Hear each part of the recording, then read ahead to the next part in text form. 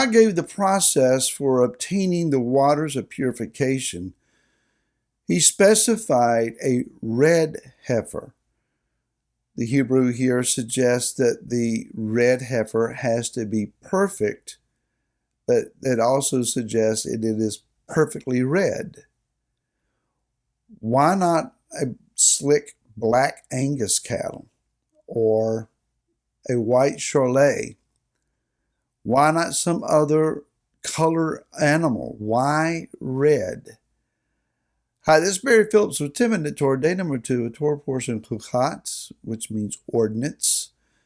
And again, we're talking about those ordinances in the Torah that do not necessarily make rational sense to us, in particular, the ashes of the red heifer. There is a necessity of understanding realms. Now, when I say the word realms, sometimes our mind can immediately go to the New Agey mindset. That's not where we're going at all. When I talk about realms, I'm talking about spheres of influence or spheres of reality. In Bereshit or Genesis chapter number 1, Yah created that which was spiritual, the heavenly realm or sphere first. And then he created the earth and the universe and its physical sphere or realm. So when we talk about realms, we're not talking about something mystical and spooky necessarily here. We're talking about arenas of activity and the means and the vehicles by which those activities are carried out. In the spiritual realm, there is light and there is life. There is the purity of Yah's presence. There is also in the spirit realm that which has rebelled against that and has been cast out. There is a level then in the heavenlies where only that which is undefiled may traffic or have access. There is a part or a portion of the spiritual realm where it is a battlefield between the powers of light and life and death and darkness. When Yah brought into being the physical realm, he exemplified that in that darkness and chaos and the void was in existence. Verse 2, Bereshit chapter 1, verse 2. But it was the life and the light of the Ruach HaKodesh, revealing the light of Yeshua over that mass of chaotic nothingness that brought about a sense of order and structure and the permeation of light invading the darkness and pushing it back. 1 John chapter number 1 says that Yah is light and in him there is no darkness at all. But that doesn't mean that Yah did not allow for or create darkness, because Isaiah says he did. But he created it for a purpose. When he brought forth man into this world, man was originally intended to never die. Death was supposed to be a foreign occurrence to him. Life was supposed to be ongoing. The fruit that bore the seed should be replanted and the fruit should germinate and come right back up again. Life is in itself and it has the ability to continue and to propagate and to proliferate and to replenish and fill the earth. Currently, and let me just throw this in here just for a thought aside, there are the power players among the elite in the earth who have set out on a mission of depopulating the earth, suggesting that the earth no longer has the resources to sustain current world population numbers. And so they're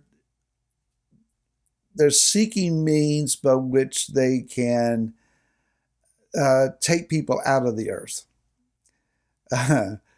They make us think, we're going to populate foreign planets here. We're going to send you to Mars or somewhere else. But there is a more nefarious scheme of ending life. Euthanasia is one end of it. Abortion is another end of it. And then there are other means by which currently are underfoot, where there are those that they are seeking to get off of the planet. They want to depopulate the planet. When you read the book of Revelation, you're going to find that large numbers of people end up dying in these last days. It's a judgment of Yah, but it's also could be in part due to the nefarious schemes of man. This goes against what Yah is wanting to do. Yah's original command was fill the earth, fill it up. And so this is a demonic scheme. It is anti-Messiah schemes. Yah wants you to have life. In the book of Devarim or Deuteronomy, he said, I set before you life and death, and I encourage you, choose life. Hint, hint, the right choice is life.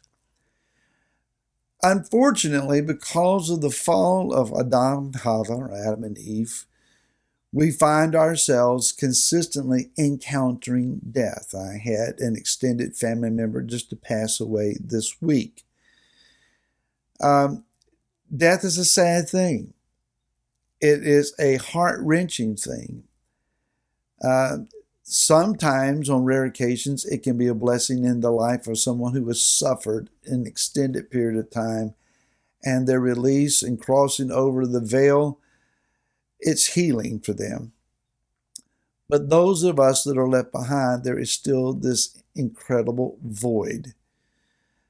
And so knowing then that we have incurred the systems of death due to what Adam and Chava originally sinned in, I think in there lies the answer as to why the red heifer.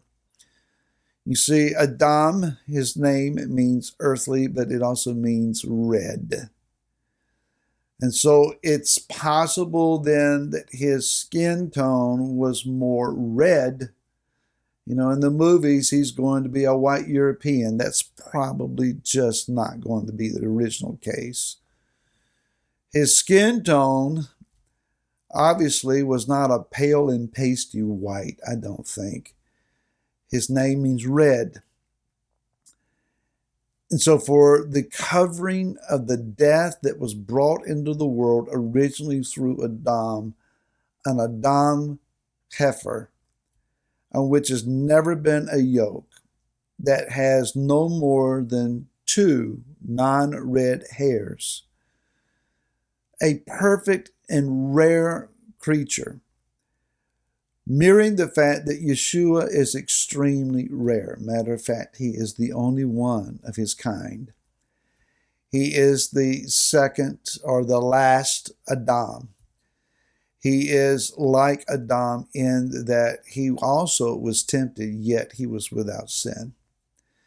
This is the yoke of sin has never been upon him. As the heifer in temple days was taken outside the city and led up to the Mount of Olives, and there it was sacrificed, so I personally believe that Yeshua likewise went across the Kidron Valley up onto the Mount of Olives, and there he was slain. The heifer dies for no fault of its own. Yeshua didn't have any fault either. But the sprinkling of the ashes and the waters resulting that are mixed with those ashes purifies us from death. The blood of Messiah Thank you, Yeshua. Cleanses us from the effects of the death brought on by sin.